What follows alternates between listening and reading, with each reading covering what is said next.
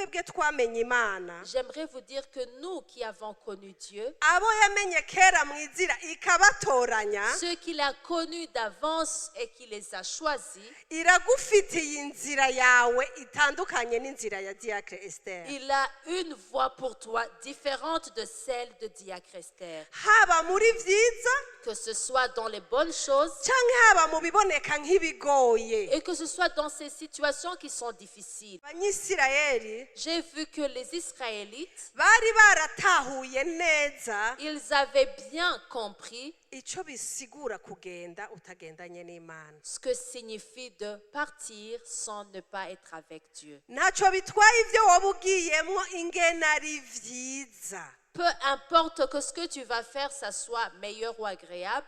Ntaco bitwaye ko coba ari igihugu gitemba amata n'ubuki nk'uko bari bagiye mu gihugu gitemba amata n'ubuki. Peu importe que ce soit un pays où coule le lait et le miel, tel qu'ils se rendaient dans un pays où coule le lait et le miel. Ariko ngaha biboneka yuko presence y'Imana kugendana n'Imana vyari bifise agaciro gusumba ivyo bindi bintu vyose. Mais ici, on voit bien que la présence de Dieu avait la valeur plus que toutes ces autres choses. Nashaka ndababwire muri kino gitondo J'aimerais vous dire ce matin, turafise Imana nous avons un Dieu izi gushiraho umuco qui sait faire briller la lumière mu biboneka nk'ibirimwo umuzitanya. dans les ténèbres.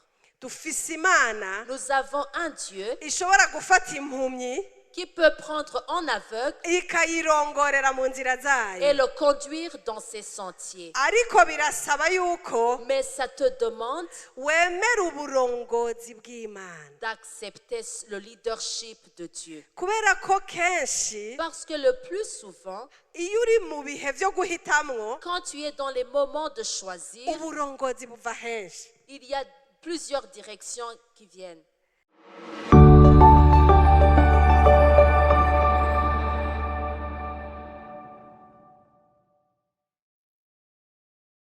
Imana ishimwe cyane. Gloire à Dieu. Ijambo ry'uno munsi tuza gusangira rifise teme ivuga ngo uburongozi bw'Imana umuco mu nzira zacu. Le message d'aujourd'hui a pour thème le leadership de Dieu, la lumière dans nos voies. Amen. Amen. Ndabikunda cyane mu gifaransa kuko bavuga dans nos voies. J'aime beaucoup en français parce qu'on utilise le mot dans nos voies. Kuko ni inzira zacu nyinshi. Parce que c'est nos plusieurs voies. Imana ishimwe. Que Dieu soit loué. Mu buzima rero bwacu bwa misi yose Dans notre vie de tous les jours, birashika umuntu akisanga mu bihe il arrive qu'une personne se retrouve dans des situations umenga ari mu nzira zibiri. où il se trouve dans un carrefour. Mu Kirundi bavuga ngo ari mu mayira abiri. On dit dans un carrefour.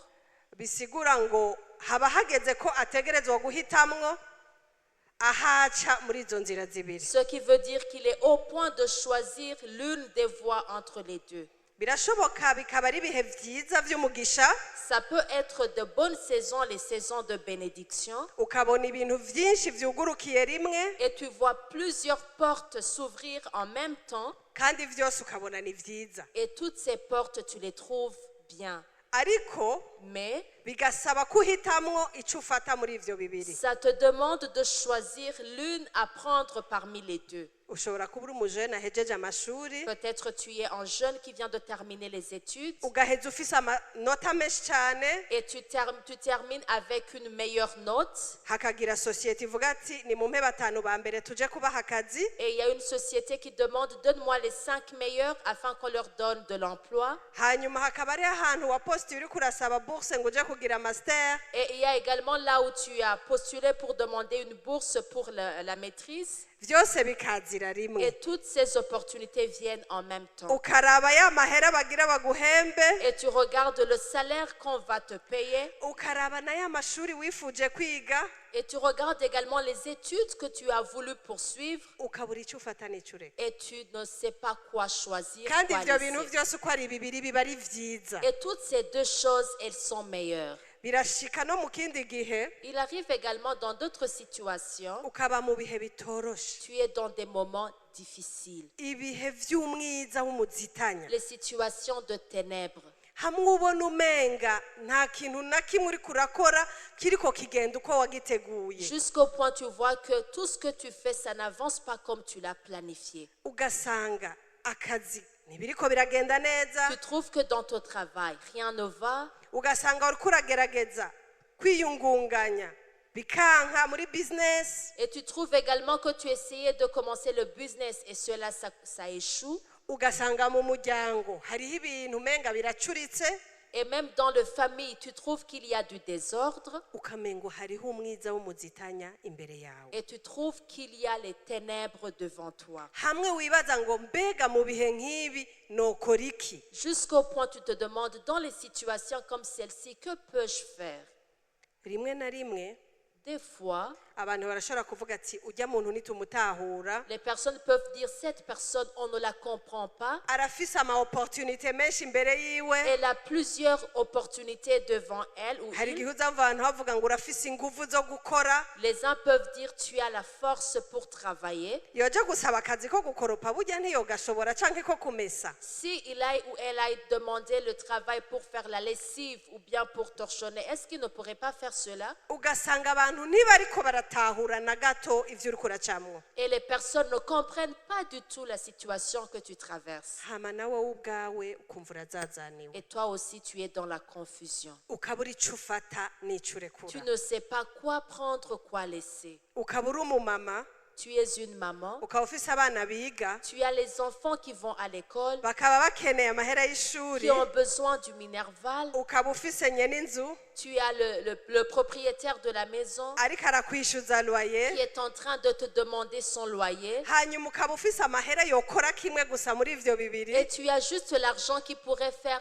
l'une des deux. ukibaza ico guherako n'ico guheba Et ukabibura tu te demandes par où commencer, par où terminer. nashaka ndababwire muri kino gitondo J'aimerais vous dire ce matin, turafise imana nous avons un Dieu izi gushiraho umuco qui sait faire briller la lumière mu biboneka nk'ibirimwo umuzitanya dans les ténèbres. dufise imana Nous avons un Dieu ishobora gufata impumyi qui peut prendre en aveugle ikayirongorera mu nzira et zayo le conduire dans ses sentiers. ariko birasaba yuko Mais ça te demande wemera uburongozi bw'imana d'accepter le leadership de Dieu. kubera ko kenshi Parce que le plus souvent, iyo uri mu bihe byo guhitamwo quand tu es dans les moments de choisir, uburongozi buva henshi il y a plusieurs directions qui viennent. hari igihe ibigumbagumba vyawe Des fois tes émotions, ukuntu canke usanzwe uteye amarangamutima yawe ou bien ton tempérament, tes bikubwira émotions, ngo ja hareka hariya qui te disent prends ceci et abandonne cela. hari igihe abantu bagukunda b'inshuti zawe Il y a également tes proches qui t'aiment, bakubwira ngo ya uracari muto genda wige reka ako kazi qui te disent non, tu es encore jeune, va d'abord étudier, laisse cet emploi. abandi ku rundi ruhande Et les autres d'un autre côté, akazi k'ubu karagoye reka kukitesha le travail d'aujourd'hui, c'est difficile de l'avoir, faut pas le rater. ukabura ico ufata n'ico ureka Et tu ne sais pas quoi prendre, quoi laisser. hariho ikintu gihora kintangaza Il y a quelque chose qui m'étonne.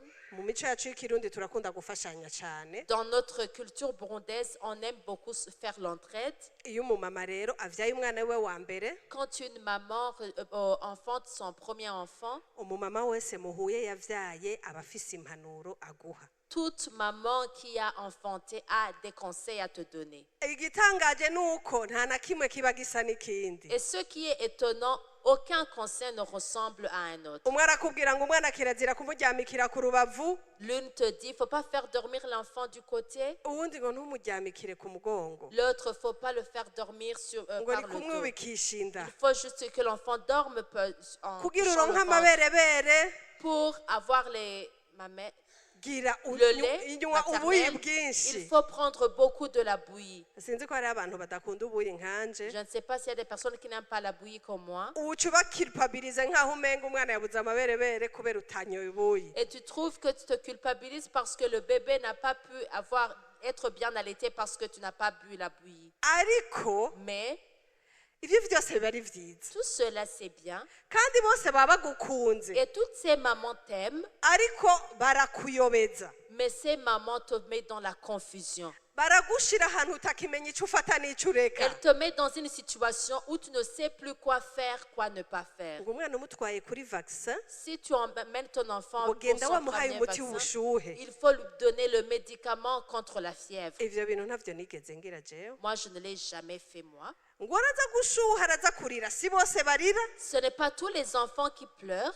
ariko urashobora guha umwana wawe umuti atari no gushuha Tu peux même donner le médicament à ton enfant alors qu'il n'allait même pas voir la kubera ko fièvre. hariho umuntu agukunda yakubwiye ibintu vyiza vyo gukora Parce qu'il y a une personne qui t'aime, qui t'a dit de bonnes choses à faire. nashaka ndababwire ngo nka twebwe twamenye imana J'aimerais vous dire que nous qui avons connu Dieu, abo yamenye kera mu izira ikabatoranya ceux qu'il a connus d'avance et qui les a choisis, iragufitiye inzira yawe itandukanye n'inzira ya diacre Esther il a une voie pour toi différente de celle de Diacre Esther. haba muri vyiza Que ce soit dans les bonnes choses canke haba mu biboneka nk'ibigoye et que ce soit dans ces situations qui sont difficiles. inzira jewe ncamwo Mes voies, les voies que moi par lesquelles je passe, siyo nzira Yves ategerezwa gucamwo ce n'est pas nécessairement la voie que Yves doit prendre. birashoboka ko izo nzira zishobora kuba ari zimwe Ça peut être possible que ces voies peuvent être les mêmes, ariko none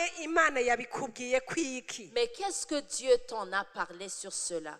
imana yacu Notre Dieu, ni imana itanga umuco no mu biboneka nk'umuzitanya c'est un Dieu qui fait briller la lumière dans les ténèbres. zaburi ya 18 ku murongo wa 28 Psaume 118, verset 18. haravuga ngo ni wewe uzodomeka itara ryanje uhoraho mana yanje C'est toi qui fais briller ma lumière, ô Éternel, mon Dieu, niwe yakira umwiza wanje qui fait briller dans mes ténèbres.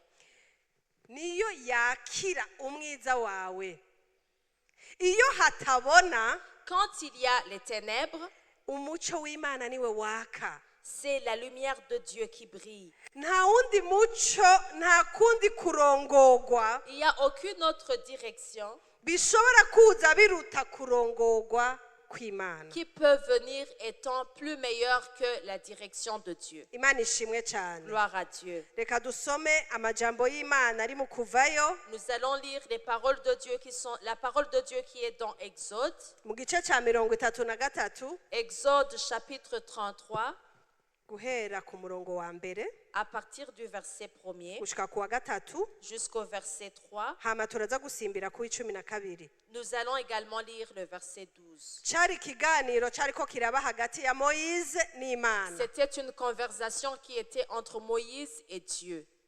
ngo uhoraho yanka kujana n'Abisirayeli niyo titre Le titre, l'Éternel refusa de partir avec les Israélites. Imana iriyankira kujana nabo Dieu refusa de partir avec Imana iranka kubarongora Dieu refusa de les diriger. ababwira ngo nimujane n'umumarayika Il leur dit, partez avec l'ange. reka turabe ingene vyagenze Nous allons voir comment cela s'est passé. uhoraho abarira Mose ati L'Éternel, nugende uvino mwe n'abantu wakuye mu gihugu ca Egiputa muduge muje mu gihugu narahiye Aburahamu Isaka na Yakobo ko nzogiha uruvyaro rwabo nanje ndarungika umumarayika abaje imbere kandi nzocirukanamwo abanyakanani abamori abahetsi abaferezi abahiwi n'abayebusi muje muri ico gihugu gitemba amata n'ubuki ariko jeho sindugana namwe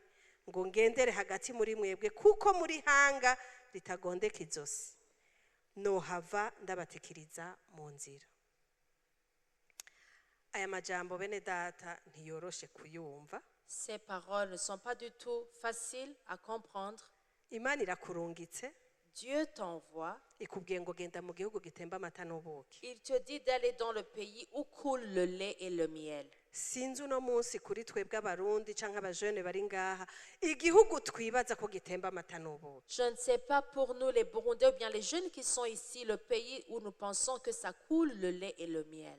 gishobora kuba Dubai kuri bamwe Ça peut être Dubaï pour les uns, hashobora kuba Europe ku bandi ça peut être l'Europe pour les autres. ishobora kuba amerika ku bandi, Ça peut être également l'Amérique pour les autres. bishobora kuba n'ibihugu vya afurika vyinshi vyiza twifuza kujamo. Ça pourrait être même certains des pays africains où nous voulons nous y kandi rendre. imana yababwiye ngo ico gihugu nivyo gitemba amata n'ubuki, Et Dieu leur a dit, c'est vrai, dans ce pays, ça coule le lait et le miel. kandi yongera ababwira ati n'inzitizi zose zihari muri ico gihugu nzozibakuriraho. Et il leur dit même que tous les problèmes, les obstacles, je vais les enlever pour vous. ariko ikintu kimwe gusa imana yabimye, Mais une des choses que Dieu les a refusées, sinzodugana namwe. je ne monterai point au milieu de vous. ubiravye Si tu le regardes, umenga bari bahejeje kuronka ivyo bari barifuje vyose, on dirait qu'ils venaient de recevoir tout ce qu'ils avaient voulu. womenga nta kindi bari bakifise bareklama imbere y'imana. On dirait qu'ils n'ont rien d'autre à réclamer devant Dieu. ariko ngo abantu bumvise iyo nkuru mbi bagira umubabaro, ntihaba hakigira umuntu yambara udusharizo twiwe two gushaza. Aho ni kuri verse 4. Mais lorsque le peuple a entendu ces sinistres paroles, il fut dans la désolation et personne ne mit ses ornements.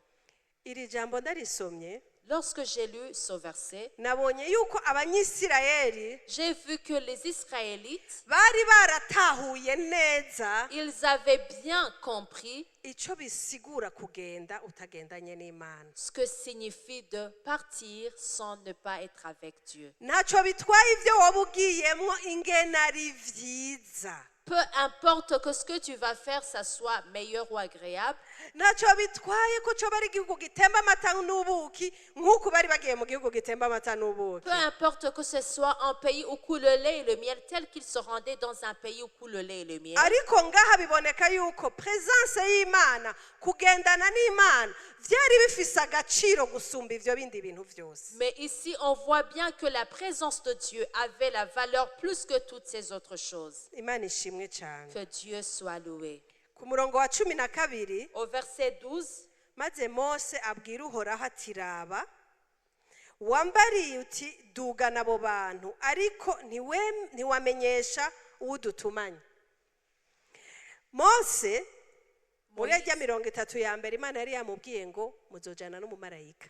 dans les 3 premiers versets, Dieu avait dit à Moïse, vous partirez avec l'ange. Ariko Moise amaze kumva ko Imana batazojana, Mais Moïse, après avoir entendu que Dieu ne sera pas avec eux, yatahuye neza ko atanumwe imurungikanye. il a réalisé qu'il ne leur envoie avec personne. Kuri we Pour lui, c'était Dieu ou rien du tout. yari Imana canke ataha kindi kintu.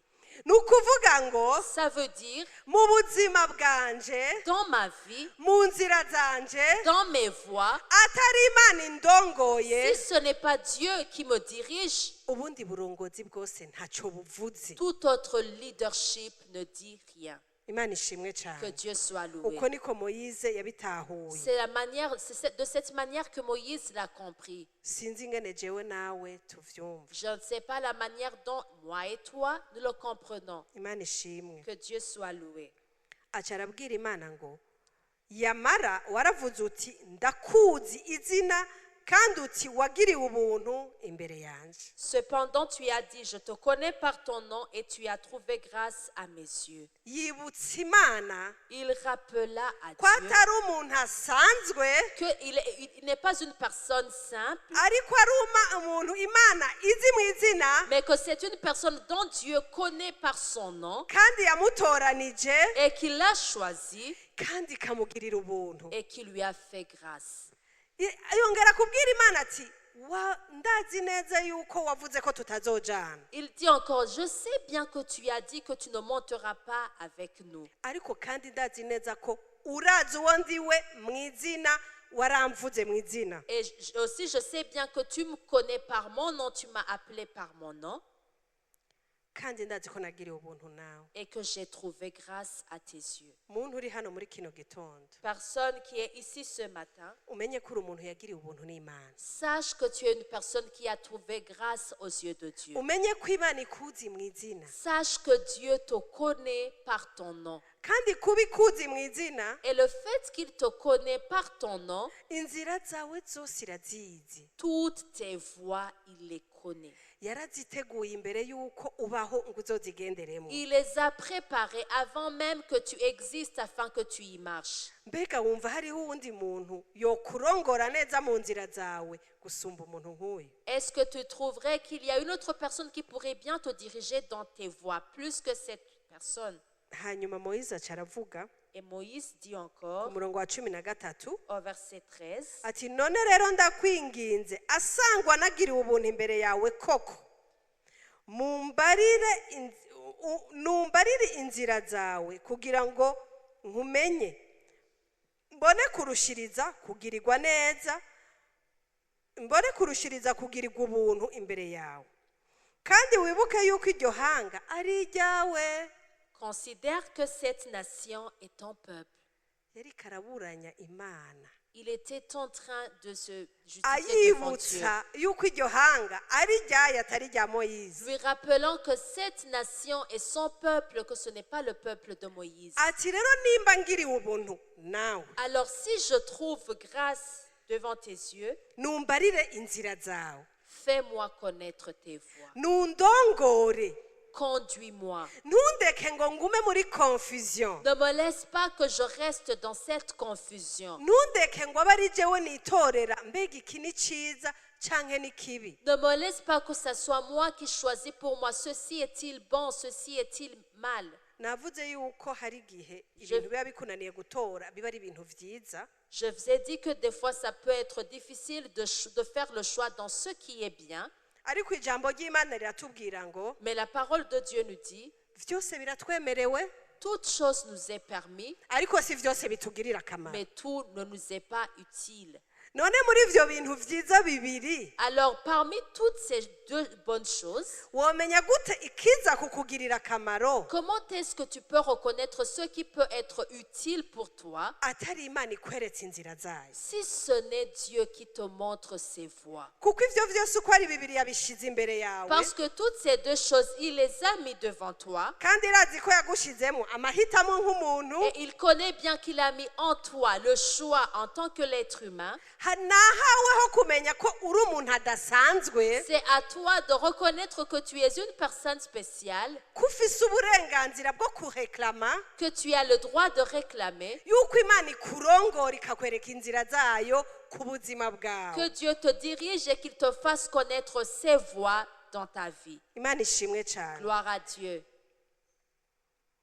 aramwishura ati ubwanje nzokwijanira namwe. arahindura. Imana irahindura. Dieu changea. Je marcherai moi-même avec toi. kubera yuko Moyize atarekuye Parce que Moïse n'a pas abandonné, kubera ko atikontanse gusa kugendana n'abamarayika parce qu'il ne s'est pas contenté de marcher avec les anges, kuko yarazi ko inzira zigororotse Imana yonyene ari izizi. parce qu'il savait que les voies qui sont justes, droites, seul Dieu les connaît. Imana irihindukiza Dieu a changé d'avis. iravuga iti Et jewe il dit, ubwanje nzijanira namwe. Je marcherai moi-même avec toi. nzokwijanira namwe ndabashikane amahoro. Et je te donnerai du repos. Imana iyo ikujanye nawe Si Dieu est avec toi, uba uri garanti yuko iyo uroye ushika amahoro. tu es garanti d'arriver sain et sauf là où tu vas. kandi iyo Imana ijanye nawe mu mashwa yawe Et si Dieu marche avec toi dans tes choix, mu gihe ayo mashwa ari umugisha, et lorsque ces choix sont des bénédictions, ijambo ry'Imana riravuga ngo umugisha w'Imana uratungisha kandi nta mubabaro n'umwe uwuvanzemwo. la parole de Dieu dit que la bénédiction de Dieu enrichit et ne se mélange point de chagrin. bisigura ngo mu gihe warongowe n'Imana ukagendana nayo, Ça veut dire que si tu as été dirigé par Dieu et que tu as marché avec lui, umugisha wawe uzoba uwuzuye rwose. ta bénédiction sera complète. umugisha wawe uzoba urimwo amahoro. Dans ta bénédiction, il y aura la paix. sinzi ko mubizi hari imwe migisha itabamwe amahoro. Il y a des bénédictions là où il n'y a même pas la paix. hariho ivyo turonka vyitwa umugisha Il y a ceux que nous recevons qui sont des bénédictions. wabishikamwo bikanka kubibamwo. Et si tu y arrives, tu ne peux même pas les jouir.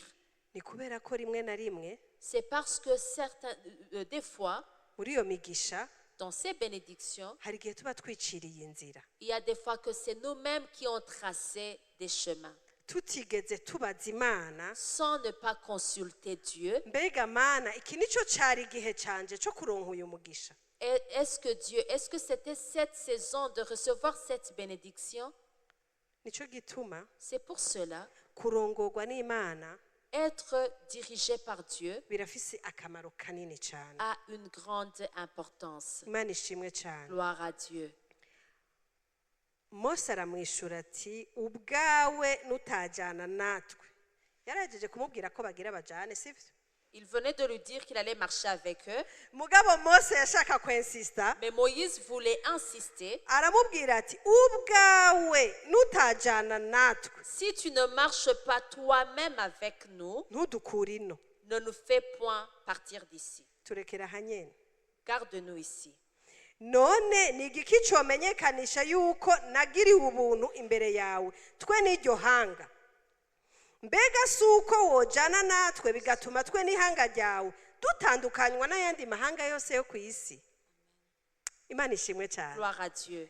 Mose n'ukuri aha hantu yarahaciriye ubwenge rwose. Moïse, il a eu la sagesse dans cette situation. Ntiyigeze yemera gutwarwa n'ibigumbagumba Il n'a pas permis d'être emporté par ses sentiments, ngo avuge ngo Imana yambwiye ko kiriya gihugu kirimo amata n'ubuki disant Dieu m'a dit que dans ce pays ça coule le lait, le miel. kandi ko izokuraho inzitizi zose abamori abayebusi Il m'a dit même qu'il enlèvera tous les obstacles, les Jébusiens et les autres. kandi yandungikanye n'umumarayika urumva byose bimeze neza. Il m'a également envoyé avec un ange, tout va bien. Ariko arensista Mais il a insisté. aravuga ngo nutajyana natwe Il a dit, si tu ne montes pas avec nous, ntudukure hano. ne nous fais pas quitter ici. Yari yiteguye guheba ibyo bintu byose byiza bisa n'umugisha Il était prêt à laisser toutes ces choses qui étaient la bénédiction mu gihe Imana yoba itari kumwe nabo. si Dieu ne monte pas avec eux. Imana ishimwe cyane. Gloire à Dieu. Imana ishimwe cyane. Gloire à Dieu. Nakunze ijambo Imana yabwiye Mose ati ndakuzi mu izina. J'ai beaucoup aimé cette parole que Dieu a dit à Moïse. Je te connais par ton nom. Moise niwe yibukije Imana ko yamubwiye ko imuzi mu izina kandi ko yamugiriye ubuntu. C'est Moïse qui a rappelé à Dieu qu'il lui connaît par son nom et qu'il a trouvé grâce à ses yeux. Ibi birerekana yuko umuntu umwe wese Cela montre que toute personne uw'Imana yatoranije, que Dieu a choisi, uw'Imana yahamagaye, que Dieu a appelé, uw'Imana izi mu izina que Dieu connaît par son nom, n'umuntu ari unique. c'est une personne qui est unique. Amasituasiyo yawe, Tes situations, ingorane zawe tes problèmes ntizisa forcément n'iz'uwundi. ne ressemblent pas forcément à ceux des autres. Parcours y'uwundi muntu Le parcours d'une autre personne ntisa na parcours ne yawe. ressemble pas forcément à ton parcours. Si kubera ko bamwe bagira mariage kuri 22-25 ans Ce n'est pas parce que les autres font leur mariage à 22-25 ans ko niwayigira kuri 30-35 atazoba ari umugisha uvuye ku que Mana. toi, si tu le fais à 30 à 35 ans, ça ne sera pas la bénédiction qui vient de Dieu. Kubera ko parcours yawe, Parce que ton parcours, kubera ko inzira zawe Imana yakugeneye, parce que les voies que Dieu a préparées pour toi, kuko wewe ikuzi mu izina puisqu'il te connaît par ton nom, ziratandukanye n'iz'uwundi elles muntu. sont différentes de celles d'une autre Si personne. kubera ko bamwe baronse abana ku myaka 25 Ce n'est pas parce que les autres ont eu des enfants à 25 ans wewe utomuronka ku myaka 45. que toi, tu ne pourrais pas avoir un enfant à 45 ans. Kubera ko inzira zawe Parce que tes voies sizo zabo, ne sont pas celles des autres. kandi wewe uko Imana Et yakuremye, la manière dont Dieu t'a créé, uko ikuzi, la manière dont Dieu te connaît, uko yakugiriye ubuntu, la manière dont il t'a fait grâce, bisigura ngo irazi inzira zayo kuri wewe. ça signifie qu'il connaît ses voies pour toi.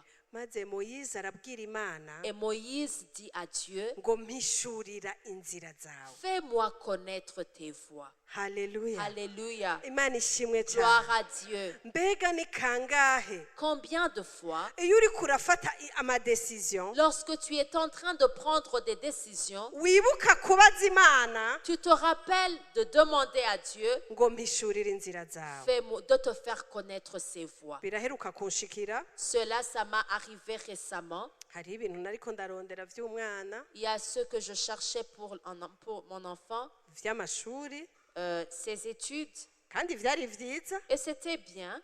ariko igihe cyose naza ngaha dimanche Mais à chaque fois que je venais ici dimanche, nkumva ijwi rimbwira mu mutima j'entendais une voix qui me parle dans mon cœur. mbega warabajije imana kwiba ari vyo vyiza ku bw'uyu mwana As-tu demandé à Dieu que cela est meilleur pour cet enfant? namana ico kintu kiguma kigaruka Et cela revenait. nca ndatangura kubisengera Et j'ai commencé à prier pour cela. vyari ibintu vyiza C'était vraiment bien. wari umugisha C'était une bénédiction, ariko nta mahoro vyari bimpaye mais je n'avais pas la paix dans cela. vyari ibintu numva umenga sindiko ndavyumva C'était que je ne comprenais pas cela. numva umenga ni ibintu umuntu ariko arafyonderako ashiramo inguvu nyinshi Je voyais qu'on y mettait beaucoup de force dans cela.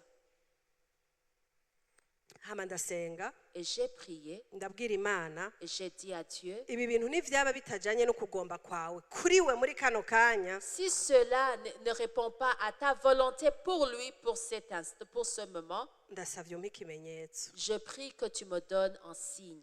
amaprocedure yari avance Les procédures étaient déjà avancées umwana araza aranyegera wenyene et l'enfant est venu lui-même. mama ibi bintu numva twobireka Maman, je trouve qu'on abandonne cela. kubera ko ayo mahoro ntariko ndayumva nanje Et puisque moi aussi, je n'avais pas la paix dans cela, naranyarukije kwemera j'ai très rapidement accepté. ikibazo cabaye ku muntu yariko aradufasha n'ubu aracambaza ati ifo ko twicara tukabivugana neza Et la question, ça a été posé à la personne qui nous aidait, qui me demande toujours que l'on s'assied pour que l'on s'en parle bien. kandi adatahura igituma wobihagarika ibintu nk'ivyo Parce qu'il ne comprend pas comment est-ce qu'on peut arrêter cela. ariko ijambo ry'imana Mais la parole de Dieu, riratubwira ngo elle nous dit, abarongorwa n'imana ceux qui sont conduits par Dieu, nibo bana b'imana ce sont ceux-là les enfants de ibintu Dieu. byose tubona ko ari vyiza Tout ce que l'on trouve que c'est bien, si ivy'iwacu ce n'est pas forcément pour nous. canke bishobora kuba ari ivy'iwawe Ou bien ça peut être pour toi iki kikaba atari co gihe et que ce n'est pas la saison de le nico bénéficier. gituma muntu w'imana uri C'est pour ngaha cela, homme de Dieu, femme de Dieu qui est ici, wige gusaba imana apprends à demander à Dieu iguhishurira inzira zayo de te faire connaître ses voies. irakuzi mu izina Il te connaît par ton nom, uri unique tu es unique, imigambi yayo kuri wewe iri unique ses projets pour toi sont uniques, ntisa n'iy'abandi bantu ne sont pas identiques à ceux des autres. nama mbona udusitati tw'abantu bamwe bamwe Je regarde souvent les statuts de certaines personnes. ukamenga barafitiye imihari imana On dirait comme s'ils sont fâchés contre Dieu.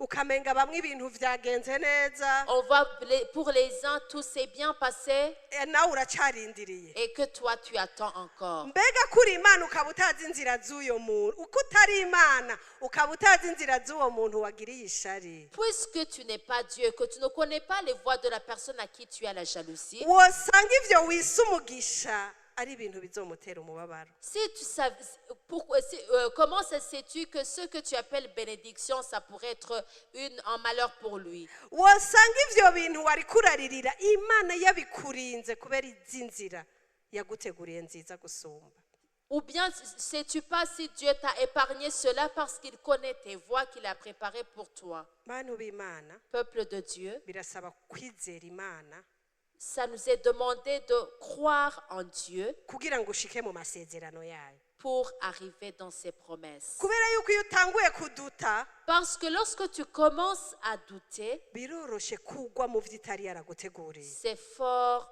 possible de te trouver dans ce qui ne t'a pas préparé. turafise akarorero ka sara Nous avons l'exemple de Sarah. vyananiye kurindira isaka Elle a échoué de patienter pour avoir Isaac. aremera aburahamu il a causé des ennuis à Abraham havuka isimayili. et il est né Ismaël. Uwo Sara nyene La même Sarah yari yaremereye Aburahamu kugira havuke Isimayili, qui avait causé des ennuis à Abraham pour que naisse Ismaël, niwe nyene yasubiye kuremera Aburahamu ngo yirukane uwo mwana. c'est la même Sarah qui a causé encore des ennuis pour que Abraham chasse cet enfant. Kubera ko yarondeye umugisha utandukanye n'amasezerano y'Imana, Parce qu'elle a cherché la bénédiction en dehors des promesses de Dieu, uwo mugisha hakumubera umugisha wamuteje umubabaro. au lieu que cette bénédiction soit bénédiction pour elle, elle lui a causé du chagrin. Umugisha w'Imana uratungisha, nta n'umubabaro n'umwe uwuvanzemwo. La bénédiction de Dieu enrichit et ne se mélange d'aucun chagrin. Ikintu cyose uzinjiramwo Toute chose dans laquelle tu entreras ukumva amahoro yawe arahungabanye, et que tu trouves que tu n'as plus cette paix, naho mubiboneka ku maso y'abantu uzobona ari vyiza, bien que dans ce qui est visible pour les autres c'est bien, uzomenye neza ko atari wo mugisha Imana yari yaguteguriye. sache bien que ce n'est pas cette bénédiction que Dieu t'avait préparée. Imana ishimwe cyane. Que Dieu soit loué. Kugendana n'Imana, Marcher avec Dieu, kurongorwa n'Imana être dirigé par Dieu, ni ubuntu budasanzwe, c'est une grâce. kandi nivyo bishiraho grâce yindi Et c'est ce qui amène une autre grâce na faveur mu buzima bwawe. et la faveur dans ta vie. Igihe cyose uzobona hariho ahantu uri Et à chaque fois où tu te trouveras dans une situation ukabona faveur y'Imana ku buzima et que bwawe, tu trouves la faveur de Dieu sur ta vie, uzomenye neza ko Imana iri kumwe nawe muri ivyo sache bintu. que Dieu est avec toi dans cette situation. Ariko igihe uzotangura kubona ibintu biriko birahinduka, Mais lorsque tu verras les situations changer, uze wibaze uti mbega bwa buntu bw'Imana buracari kuri jewe. demande-toi, est-ce que la grâce de Dieu est encore sur moi? Imana ishimwe Que cyane. Dieu soit loué. La grâce de Dieu turayihabwa dukijijwe n'ivyo, dukizwa ku buntu. C'est vrai, nous sommes sauvés par la grâce, Ariko hariho iyindi grâce n'iyindi faveur uronka mu kintu kimwe kimwe cyose mu nzira zawe. mais il y a une autre grâce et la faveur que tu obtiens spécifiquement dans les situations. Tubibona muri verset 13 y'iya majambo twasomye. Nous le trouvons dans le verset 13, dans ces paroles que nous avons lues. Haravuga ngo rero ndakwinginze asangwa nagiriwe ubuntu imbere yawe koko, Si j'ai trouvé grâce à tes yeux, nunyereke imigendere yawe fais-moi connaître tes voies, kugira ngo nkumenye, alors je te connaîtrai mbone kurushiriza kugirirwa ubuntu imbere yawe. et je trouverai encore grâce à tes yeux. Pour que la grâce surabonde, mes chers amis, Kugira ngo ubuntu bumbeho bugwiriye. ni ukubandanya kumenya Imana gose, Ça demande de connaître davantage Dieu. ni kubandanya kumenya imigendere yayo, C'est de continuer à connaître ses voies.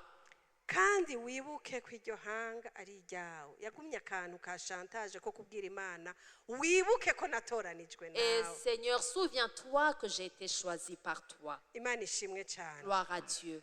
Ikindi cya kabiri, L'autre deuxième chose, uburongozi bw'Imana butanga amahoro. le leadership de Dieu donne la paix. Nari nakivuze Je l'ai déjà dit. muri Exode 33 Dans Exode chapitre 33, ku murongo wa 14 au verset 14, aramwishura ati ubwanje nzokwijanira namwe je marcherai moi-même avec toi mbashikana amahoro. et je te donnerai du repos. Kugendana n'Imana Marcher avec Dieu, nivyo bitanga amahoro. ça donne du repos. Ndakunda indirimbo ivuga ngo J'aime un cantique qui dit, umuco uvuye mu ijuru urasiye ubugingo bwanje, nca numva amahoro atemba muri jewe. la lumière venant du ciel a brillé sur ma vie et j'ai entendu le repos en moi. Imana ishimwe. Gloire à Dieu. Iyo ndirimbo ndayikunda gose. J'aime beaucoup ce chant. Imana ihezagire umuntu yayiririmbye. Que Dieu bénisse celui qui a écrit ce chant.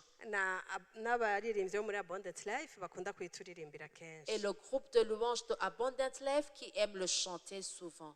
Iyo ugendana n'Imana, Lorsque tu marches avec Dieu, no mu biboneka nk'umwonga w'igitutu cy'urupfu, même dans l'ombre de l'obscurité, dans l'ombre de la mort, du valet de la mort, ushishikara kumva ufise amahoro. tu as ce repos. Zaburi ya 23, Le psaume chapitre 23, ku murongo wa kabiri n'uwa gatatu au verset 2 et au verset 3, haravuga ngo uhoraho niwe mwungere wanje sinzokena. l'Éternel est mon berger, je ne manquerai de rien. iyo umwungere wawe, iyo ukurongora ari uhoraho, Si ton leader, ton berger est l'Éternel, ntushobora gukena. tu ne peux rien manquer. Sindiko ndavuga ubukene mu bijanye n'ibifadika. Je ne parle pas du manque dans ce qui est matériel. uhavumbaza ngo ko ata mahera ya bisi nari mfise ngo uhoraho yari yaroyehe. Tu peux me demander, puisque je n'ai pas les frais de transport, où est parti l'Éternel? ariko hariho ubukene buruta ubukene buri materiel. Mais il y a le manque qui est plus grand que le manque des choses matérielles. iyo ukenya amahoro mu mutima, Lorsque tu manques la paix dans ton cœur, naho woba uryamye mu nzu ikayangana, même si tu te coucherais dans une maison qui brille, naho woba ugendera mu modoka iri klimatize waronse n'igitoro, même si tu conduirais un véhicule climatisé là où il y a même du carburant, uba uri umukene w'inyuma y'abandi. tu es pauvre, le moindre des pauvres. nico gituma nkundiye izaburi, C'est pour cela que j'aime ce psaume. uhoraho n'umwungere wanje sinzokena. L'Éternel est mon berger, je ne manquerai de rien. amvyagiza mu canya c'ubwatsi butotahaye, Il me fait reposer dans de verts pâturages. andongora iruhande y'amazi adasuma. Il me dirige près des eaux paisibles. haleluya. Amen. andongora ahantu atanduru zihari. Il me dirige là où il n'y a pas de bruit. akurongora aho Il te dirige là où utekana no mu vyaboneka nk'ibyori kugutera induru. tu es tranquille dans les situations qui pourraient te causer des ennuis. iyo uhora hariwe mwungere wawe, Si l'Éternel est ton berger, ibiriko bitera umuhungabano abandi tout ce qui cause des problèmes pour les autres, bigucako nk'ibitakubona. cela ne te fait rien. imana ishimwe cyane. Gloire à Dieu. aremesha umutima wanje Il restaure mon âme. kandi andongora mu nzira zo kugororoka Il me, kubw'izina ryiwe. il me conduit dans les sentiers de la justice à cause de son nom. haleluya. Amen. imana yacu Notre Dieu, niyo yonyine iri capable kukurongora dans les sentiers de la justice. il est le seul qui est capable de te diriger dans les sentiers de la justice. kubera ko umutima w'umuntu Parce que dans le cœur de l'homme, urimo ubugunge, il y a l'égoïsme, harimo ukwifuza, il y a la convoitise, harimo kubona ivy'abandi ukumva umenga niwe wari ubikwiriye. il y a la convoitise des choses des autres. Tu trouves que c'est toi qui serais la meilleure placée pour les avoir. ariko iyo imana ikurongoye mu nzira zayo zo kugororoka, Mais si Dieu te dirige dans ces sentiers de la justice, ubumbwa n'icuri, tu es satisfait, tu es comblé par ce que tu as. ukabumbwa n'ivyo ufise, Tu es comblé également par ce que tu possèdes. ukabaho udakenye, Et tu vis n'étant pas dans le manque, nubwo abantu bose bokubona umenga urakenye. bien que les autres te verraient que tu es dans le manque. iryo ni ibanga rikomeye bene data. C'est un grand secret, bien-aimé. kubaho nk'udakenye Vivre sans rien manquer, alors que abantu bose babona umenga urakenye. alors que les autres te voient que tu es vraiment dans le manque. ijambo ry'imana rivuga ngo La parole de Dieu dit, ngo tuboneka nk'abakenye nous paraissons comme pauvres, ariko dutungishije benshi. mais nous enrichissons plusieurs. ntushobora gutungisha abandi nawe Tu udatunze. ne peux pas enrichir les autres sans que toi aussi tu n'es pas riche. imbere y'uko uba source de benediction ku bandi, Avant d'être une source de bénédiction pour les autres, ubanza kuba benediction wewe nyene. tu dois d'abord être une bénédiction toi-même. ntibitwaye uko abandi bakubona, Peu importe la manière dont les autres te voient, ntibitwaye uko abandi bibaza kubayeho. peu importe ce que les autres pensent de ta manière de vivre, igihe imana ikuyobora mu nzira zo kugororoka, si Dieu te conduit dans les sentiers de la justice, uratunze tu es riche kandi ushobora gutungisha benshi. et tu peux enrichir plusieurs. imana ishimwe cyane. Gloire à Dieu. sinzi yuko hariho abantu mufise mu buzima bwanyu, Je ne sais pas s'il y a des personnes que vous avez dans votre vie,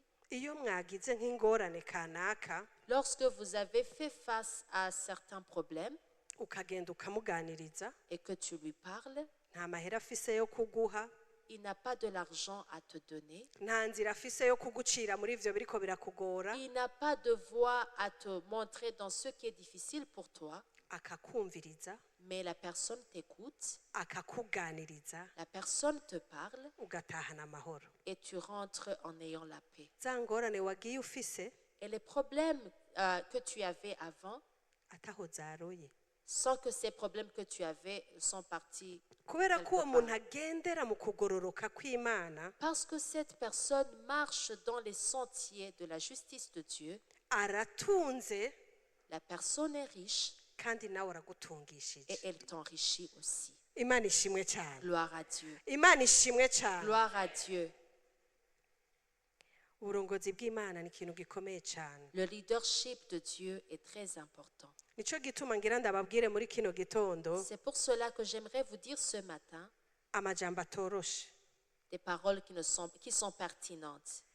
Nimba ivyo urimwo, Si ce que dans ce que tu es, nimba ivyo uriko urarondera, si ce que tu es en train de chercher, nimba ivyo uriko uracamwo, si ce que tu es en train de traverser, nimba uri muri fiançailles, si tu es dans les fiançailles, nimba waronse offre y'akazi, si tu as obtenu une offre d'emploi, ariko ivyo bintu ikaba Imana itabirimwo, et si Dieu n'est pas dans cela, nimba hari business wariko urakora, s'il y a un business que tu étais en train de faire, wahuye n'umugenzi akwigisha imitwe y'ingene mwokwiyungunganya, tu as rencontré un ami, il t'a appris comment faire faire l'entrepreneuriat, ariko ushitse mu nyuma uravyiyumvira usanga ivyo bintu nta Mana irimwo, et après que tu y aies réfléchi, tu as réalisé que Dieu n'est pas du tout dans cela, nagira ndakubwire ngo harageze kubivamwo. j'aimerais te dire qu'il est temps que tu abandonnes Iki cela. nico gihe cyo kubirekura. C'est ici le moment d'abandonner cela. Mose ku murongo wa 15 Moïse au verset 15, arabwira Imana ati ubwawe nutajana natwe si tu ne pars pas toi-même avec nous, ntudukure ino, ne nous fais point partir d'ici. ntudukure ngaha. Ne nous fais point partir d'ici. Mana nivyo ndiko nca muri situation itoroshe, Dieu, oui, je traverse une situation qui est compliquée. kandi ndabona inyishu iri imbere Et yanje, je vois une réponse devant moi. ariko wewe ukaba utari muri irya nyishu. Mais si toi, tu n'es pas dans cette réponse, Mana ndemeye kuguma muri iyi situation Dieu, j'accepte de rester dans cette situation kugira wewe unyereke inzira zawe zigororotse. afin que tu me fasses connaître tes sentiers qui sont justes. Imana ishimwe cyane. Gloire à Dieu. Iyo uri kumwe n'Imana Lorsque tu es avec Dieu, mu nzira zawe, dans tes voies, habaho itandukaniro ryawe n'abandi bose muri bimwe. il y a une différence entre toi et les autres avec lesquels vous êtes dans une même situation. Mushobora kuba mukora akazi kamwe, Vous pouvez faire un même travail, mushobora kuba mudandaza bimwe, vous pouvez faire le commerce des mêmes articles, mushobora kuba mufise imiryango igoye co kimwe iri compliqué. vous pouvez même avoir les mêmes familles identiques qui sont compliquées. Ndakunze kumva abantu bavuga ngo twe vraiment ngo umuryango wacu uri compliqué. J'aime entendre des gens qui aiment dire nos familles sont compliquées. Ngo harimwo ibintu ngo bimeze uku bizitanye. Il y a beaucoup de confusion, beaucoup de choses qui n'ont pas d'explication. Rimwe na rimwe nanje harigenda babwira nti nanje uwanje mfise ntiworoshe, Des fois, moi-même, je leur dis, même la mienne n'est pas du tout facile.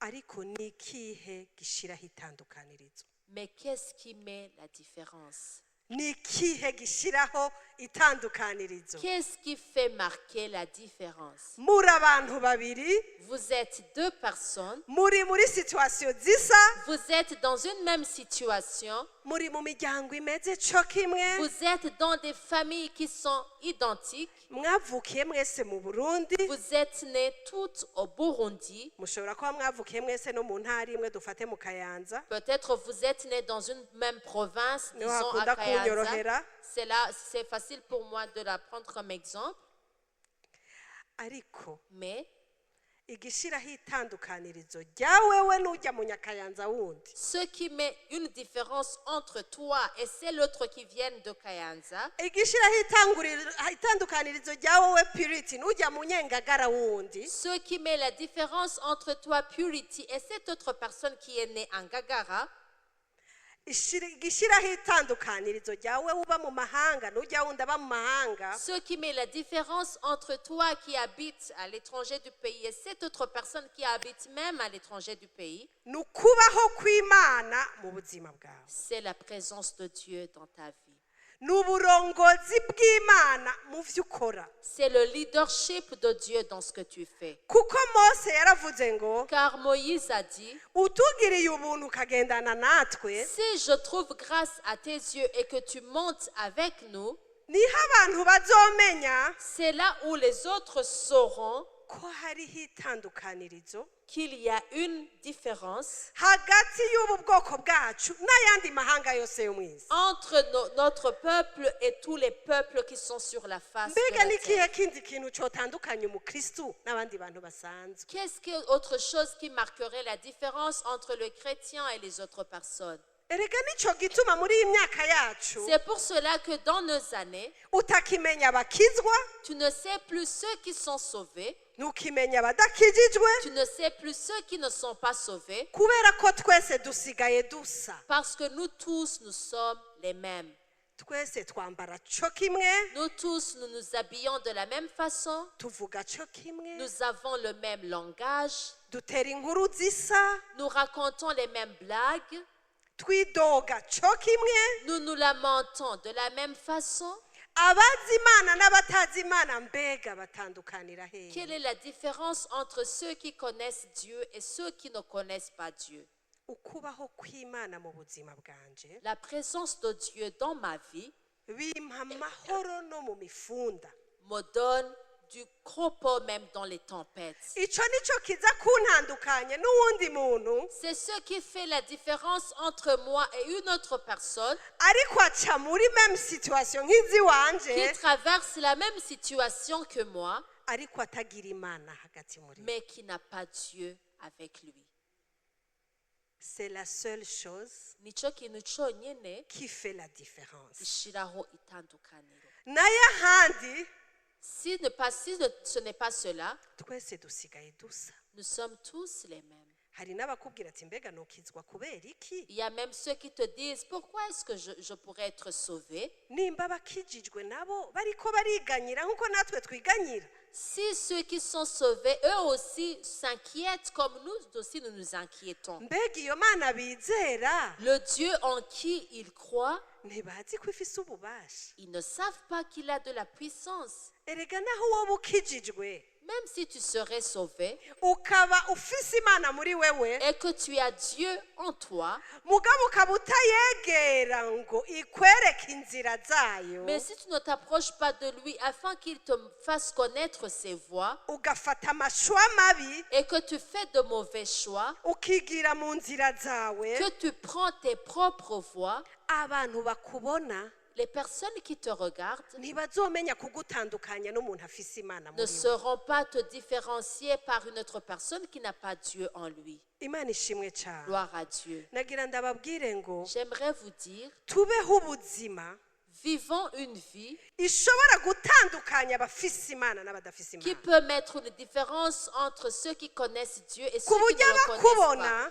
De telle façon que ceux qui te voient bavuga ati uyu muntu naho ari umunyeshuri nkatwe disent, même si cette personne, il est étudiant comme nous, arafise ikindi kintu kiri special, cette personne a une autre chose qui est spéciale. kubera ko agendana n'Imana, Parce que la personne marche avec Dieu, kubera ko arondera inzira zayo, parce que la personne cherche ses voies, kubera ko umuco w'Imana uri mu buzima bwiwe. parce que la lumière de Dieu brille dans sa vie. Ijambo ry'Imana riravuga ngo ntushobora kwatsa itara ngo uryubike kw'igisimba. Et tu ne peux pas allumer une lampe et la couvrir. Ahantu hari umuco Partout où il y a la lumière, ntushobora kuwunyegeza uraboneka. tu ne peux pas la cacher. Cette lumière doit briller. nimba abantu bakwegereye badashobora kubona ko hariho umuco mu buzima Si les bwawe personnes qui sont proches de toi ne peuvent pas voir qu'il y a une lumière qui brille dans ta vie, hariho question mark il y a une question, Oui. un point d'interrogation. niwibaza ibibazo Questionne-toi, mbega itara ryanje riracaka est-ce que ma lampe allume-t-elle encore? canke iryo tara nararizimije Ou bien j'ai éteint cette lampe, ubu nsa n'abandi bose badafise imana mu je buzima bwabo ressemble à toutes les autres personnes qui n'ont pas Dieu dans leur vie. imana idushoboze Que Dieu nous rend capables. imana ishimwe cyane Gloire à Dieu. hariho ikibazo numva twokwibaza muri iki gitondo Il y a une question que j'aimerais que l'on se pose ce matin. mbega hariho imana mu buzima bwawe Y a-t-il Dieu dans ta vie? mbega imana iriko iragendana nawe mu ntambuko zawe zose Est-ce que Dieu est-il en train de marcher avec toi dans tous tes pas? mbega urayumva urayibona Est-ce que tu le sens, tu le vois?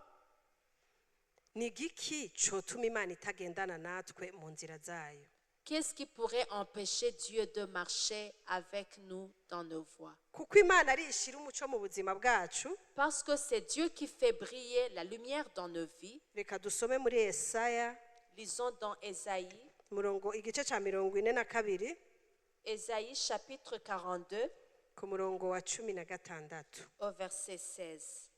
haravuga ngo nzozana impumyi mu nzira zitazi Je ferai marcher les aveugles sur un chemin qu'ils ne connaissent pas. ndazirongore mu tuyira zitari zizi Je les conduirai par des sentiers qu'ils ignorent. nzozihindura umuzimagiza ube umuco imbere yazo Je changerai devant eux les ténèbres en lumière. ivyo nzobishitsa sinzobaheba Voilà ce que je ferai, je ne les abandonnerai point. ushobora kuba Tu peux utari ubona kuri kumwe n'imana mu buzima bwawe considérer que tu n'étais pas avec Dieu dans ta vie. ushobora kuba uri impumyi nk'uko izi mpumyi zimeze Tu peux être en aveugle comme ces aveugles que nous venons de voir. ariko imana ishoboye gufata impumyi Mais le Dieu qui est capable de prendre des aveugles ikazicisha mu nzira zitazi et de les faire marcher dans les chemins qu'ils ne connaissent pas, aha birasaba gusa ko wizera imana ici ça te demande juste de croire en Dieu. irashobora kugucisha mu nzira Il peut te faire passer dans une voie utari warigeze kwibaza kwibaho mu buzima que bwawe tu n'as jamais pensé qu'elle existe dans ta vie. izohindura umuzimagiza uba umuco imbere yazo n'ahagoramye ndahagorore Et je changerai devant eux les ténèbres en lumière et les endroits tortueux en plaine. n'ahaboneka nk'ahatagira inzira Et là où il n'y a même pas de voie, imana ishoboye kuhashyira umuco Dieu est capable d'y mettre la lumière inzira ikaboneka et que la lumière et que la voie puisse exister. mugabo none mbega ni ikihe kintu kimwe gusa Mais j'aimerais te demander quelle est une seule chose gituma imana itagendana natwe qui empêche que Dieu marche avec nous. kandi ahanagira ndakubarire ngo Et j'aimerais te dire aussi, igihe cyose imana iretse kugendana nawe à chaque fois que Dieu refuse de marcher avec toi, faveur yose yari iri kuriko irakuvako la faveur de Dieu qui était sur toi disparaît. ugasanga ivyo wahora ukora vyoroshe bitanguye kuguma Et tout ce que tu faisais facilement, ça commence à être compliqué. ugasanga wari umukobwa abantu bose bavuga ko uri mwiza basigaye babona uri mubi Tu étais une fille, toutes les personnes te trouvaient belle, maintenant ils te trouvent laide. mbega murazi hajya ko ubwiza bwinshi bw'abakobwa butava kuri ka visage canke agataye Savez-vous souvent que la beauté de plusieurs filles ne dépend pas de leur visage ou bien de leur taille? ubwiza bwinshi buva ku gikundiro imana iba yabashizeko La beauté vient de la faveur que Dieu a mis sur eux. iyo Sur umaze elles. gutakaza ico gikundiro Lorsque tu perds cette faveur, ubwiza buhinduka ububi la beauté devient la laideur.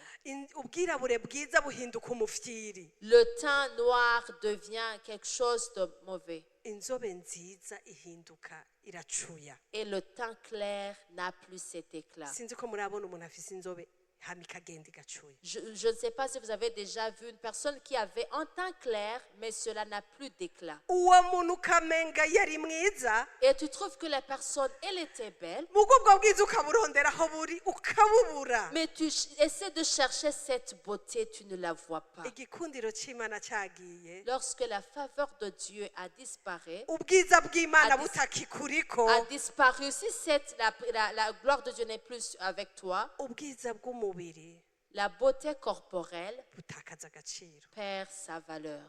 Imana idushoboze. Que Dieu nous rend capables. Mu Kuvayo 33 umurongo wa 3 Dans Exode chapitre 33, verset 3, twahasomye, nous avons lu ce verset. Imana irababwira ngo nimuje muri ico gihugu gitemba amata n'ubuki, ariko jeho sindugana namwe. Monte vers ce pays où coule le lait et le miel, mais moi, je ne monterai point au milieu de toi. Ngo ngendere hagati muri mwebwe, Pour marcher avec vous, au milieu de vous, kuko muri hanga ritagondeka izosi. car tu es un peuple au cou roide.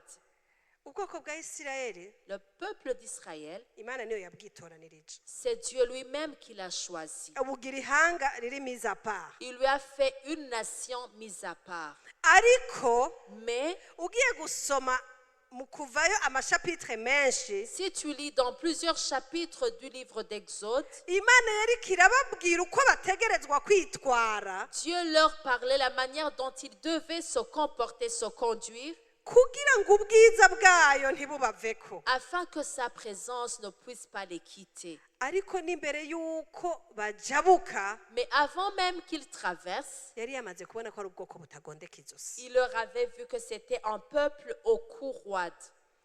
Bisigura ngo Ce qui signifie que ikintu ca mbere gishobora kwimura Imana mu buzima bwawe la première chose qui peut chasser Dieu dans ta vie, ni ukutayumvira kwawe, c'est ta désobéissance. ni ukutagondeka izosi kwawe. C'est ton cou roide. Imana ikubwira A, Dieu te dit A, ugakora C, tu fais C. ntunakora na B basi ngo wegereze. Tu ne fais même pas B pour que tu sois juste au milieu. Imana irarambirwa Dieu se fatigue nuko Amerika iranyinyurana n'umuntu minsi yose atumva. de toujours essayer de combattre avec une personne qui n'entend pas. Ushize ku munzani inyungu ziri mu kugira Imana mu buzima bwawe, Si tu mets sur une balance les bénéfices d'avoir Dieu dans ta vie n'ukwemera kugondeka izosi, mbega wohitamwo iki? et d'être une personne au cou roide, que choisirais-tu? Kugendana n'Imana Marcher avec Dieu, birasaba kuyumvira. ça te demande de l'obéir. Igihe cyose itemeranya nawe mu nzira zawe, À chaque fois qu'il n'est pas du tout en accord avec toi dans tes voies, ntigumana nawe, il ne reste pas avec toi. irakureka. Il te laisse. Ntacyo bitwaye ko yagutoranije. Ça ne fait rien qu'il t'a choisi. Abantu barakunze kuvuga ngo twaracunguwe ku buntu, Les personnes aiment dire, nous avons été rachetés par la grâce, ainsi de suite. etc. Ariko nagira ndabibutse ngo n'ubwoko bwa Isirayeli Mais j'aimerais vous rappeler même que le peuple d'Israël, yari yarabwitoranirije, il l'avait choisi, ariko yari ihejeje kudesida ko itagendana nabo. mais il avait terminé de décider qu'il n'allait pas marcher avec eux. Ngo nuni ngo kuva aho nakirijwe ngo kubera ko ivyanje bitagenda neza. Depuis que je suis sauvée, pourquoi est-ce que ce qui me concerne, rien ne va? Narakijijwe, J'ai été sauvée, ariko abadakijijwe nibo baguma bamenya mu ishuri. mais ceux qui ne sont pas sauvés, c'est eux qui réussissent en classe. Narakijijwe, J'ai été sauvée, abadakijijwe nibo baronka akazi. ceux qui ne sont pas sauvés, c'est eux qui obtiennent de l'emploi. Nkora business yanje mu kugororoka, Je fais mon business dans la droiture, ariko abandi nibo batera imbere. mais ce sont les autres qui prospèrent. Uramaze kwibaza, T'es-tu déjà demandé, muri iyo business yawe muri kumwe n'Imana? dans le business que tu fais, es-tu avec Dieu? Yarakwemereye ko ukora ivyo nyene? T'a-t-il permis de faire cela? Nta bindi yakubwiye ukumva ni bito? Il n'y a rien d'autre qu'il t'a dit et que tu l'as trouvé petit. Yarakwemereye gukora ako kazi? T'a-t-il permis de faire ce travail? Nta handi yakurungitse ukumva ntiwohaje? Y a-t-il pas un autre endroit là où ils t'ont envoyé, tu as trouvé que tu ne peux pas y aller? hari ahantu nigeze guhakwa kuja gukora Il y a un endroit là où j'ai failli aller pour y travailler. ndagenda Je suis partie là-bas. ndaronka akazi J'ai reçu l'emploi. ndasinya kontra J'ai signé le contrat. hari ahantu heza C'était vraiment dans un bon endroit. nkompaye naho nagomba mve Comparant de là où je voulais quitter.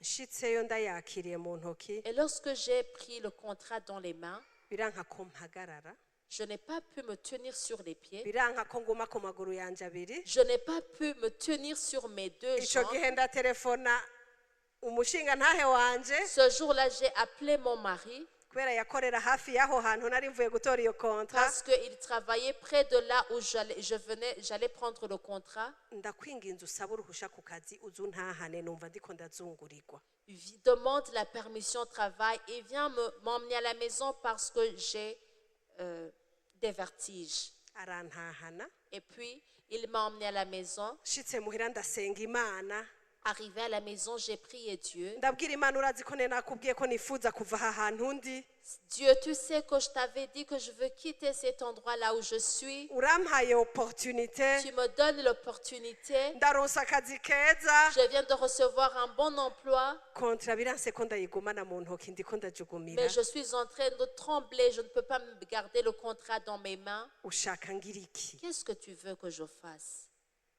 imana yacu ntiyataye Notre Dieu est extraordinaire. subira hajya nyene wahora Retourne là où tu étais urindirireyo et attends là-bas gushika ndaguhaye akandi kazi jusqu'au jour où je te donnerai un nouveau emploi. ndashika ndafata iyo kontra ndabandikira email ndayibasubiza J'ai pris le contrat, je leur ai écrit en email et je les ai remis. Le nibaza ko n'ubu contrat. bataratahura ivyo ari vyo Jusqu'au jour, je pense qu'ils ne comprennent pas de quoi il s'agit. kubera ntiwoja kubabwira ngo ni ibintu vy'imwemu Parce que tu ne peux pas leur dire que c'est spirituel. si abantu bumva ivy'imwemu ni ONG international ikomeye C'était une organisation internationale qui était vraiment spéciale. ubu uwahansubiriye aguma azunguruka mu bihugu Aujourd'hui, la personne qui a pris cette place maintenant, elle voyage dans différents pays. ariko siho imana yari nshaka Mais ce n'est pas là où Dieu me voulait. ikindi gihe Une autre fois, ngira nje ahandi naho ndaharaba ndahihweza jewe nyene lorsque je voulais également me rendre dans une autre organisation, je l'ai moi-même regardé nca ndabaza imana ni kubera ko ushaka kunjana ahantu haboneka nk'ahatagira ubuzima et j'ai demandé à Dieu, pourquoi est-ce que tu veux m'emmener dans une organisation là où il n'y a pas la vie? kandi nkabona nta kintu kinini ngiye kunguka ku byo nahora mfise Et j'ai vu que je n'avais rien d'avantage plus que j'avais. imana irambwira ngo Et Dieu m'a dit, nimba uri mu ishengero ry'ubugingo busagutse none si tu es dans l'église de la vie utinya gute abondante, kuja ahantu hatagira ubuzima pourquoi est-ce que tu crains d'aller kandi là où ari il n'y wowe a pas la ujejwe vie? kubuhashira Car c'est toi qui es appelé à y communiquer cette vie. numva ni confirmation Et c'était la confirmation. nca ndigira aho hantu Et je suis partie.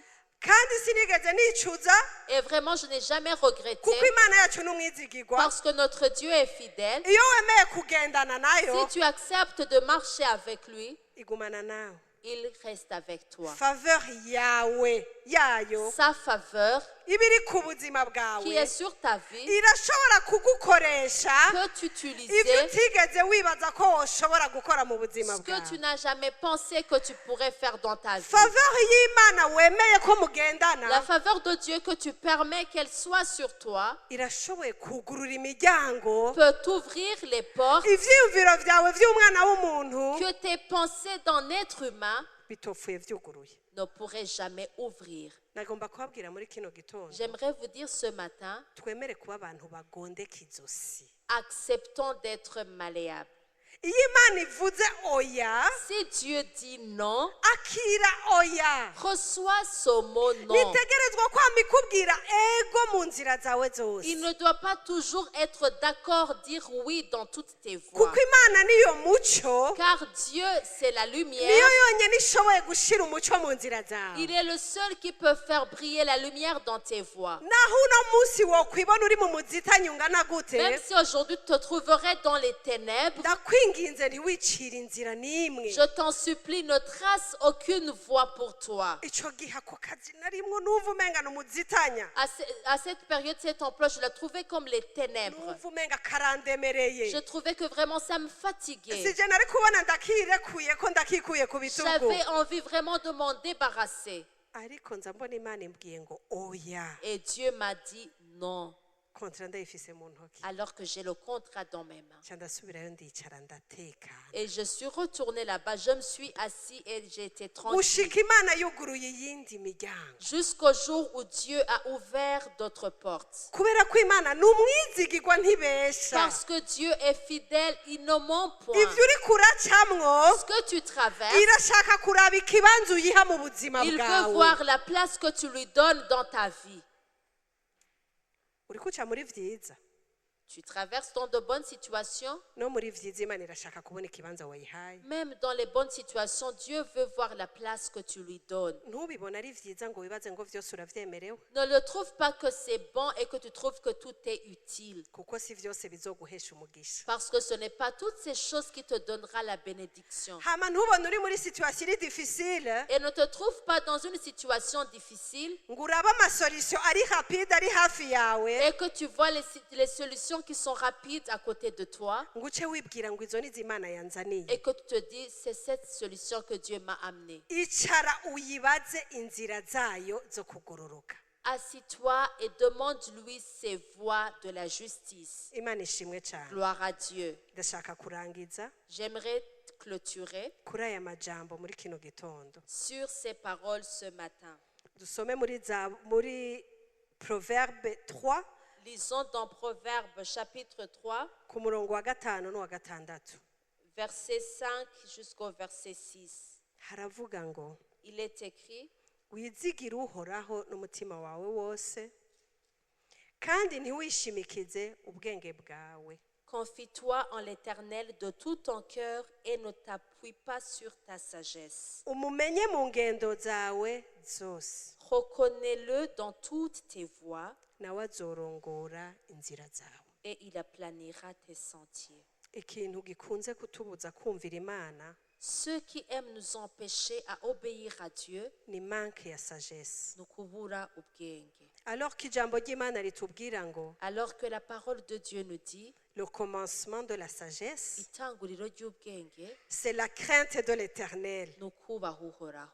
kandi muri yakobo naho haravuga ngo Et dans Jacques, il est écrit umuntu wese abuze ubwenge que toute personne qui manque la sagesse, abusaba imana irabumuha qui la demande à Dieu et Dieu va lui la donner. saba imana Demande à Dieu iguhe ubwenge qu'il te donne la sagesse. iguhe sagesse Amen. Qu'il te donne la sagesse yo kuyubaha de l'obéir, yo kuyitinya de le craindre, uyireke ikurongore mu nzira zawe que tu le laisses te diriger dans tes voies. niho ibyawe byose bizogenda neza C'est là où tu prospéreras dans tout ce que tu feras. kandi ibyaboneka byose nk'ibirimo umuzitanya Et tout ce qui paraissait comme des ténèbres, uzobona birimo umuco la lumière va briller. imana ishimwe cyane Gloire à Dieu. imana ishimwe cyane Gloire à Dieu. turarangije Nous terminons. sinzi ko abaririmbyi bompa umunota umwe J'aimerais demander au groupe de louanges de me donner 1 minute. turirimba juste umuco uvuye mu ijuru urasiba ubugingo bwanjye na kanya gato Nous allons chanter juste le refrain qui dit « La lumière venant du ciel a brillé dans ma vie ». wiyumvire mu buzima bwawe ikintu gikeneye umuco Pense dans ta vie là où la lumière est nécessaire. wiyumvire inzira zose wari kuracamwo aho ukeneye ko imana ikumurikira Pense dans les voies que tu étais en train de prendre là où tu as besoin que Dieu t'éclaire. wiyumvire mu byo wari kurakora ibintu bikubujije amahoro Pense dans tout ce que tu étais en train de faire, ce qui te fait manquer la paix. uhamagara imana Et demande, appelle Dieu, ikurongore mu nzira zayo zigororotse qu'il te dirige dans ces sentiers qui sont justes, ikwakiriza umuco wayo mu buzima bwawe qu'il fasse briller sa lumière dans ta vie. Amen. niho uzogira amahoro mu ngendo zawe C'est zose là où tu auras du repos dans toute ta marche. imana ibahezagire Amen. Que Dieu vous bénisse.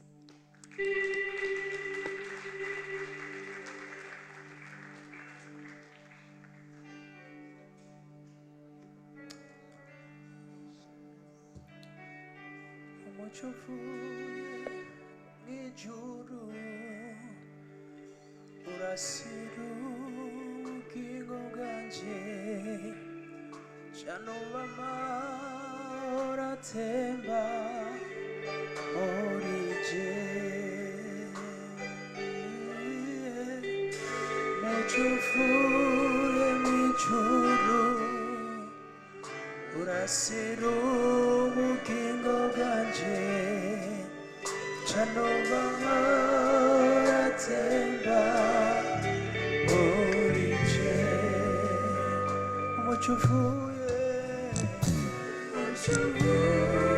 mw'ijuru urasira ubugingo bwanje canumva amahoro atemba muri je.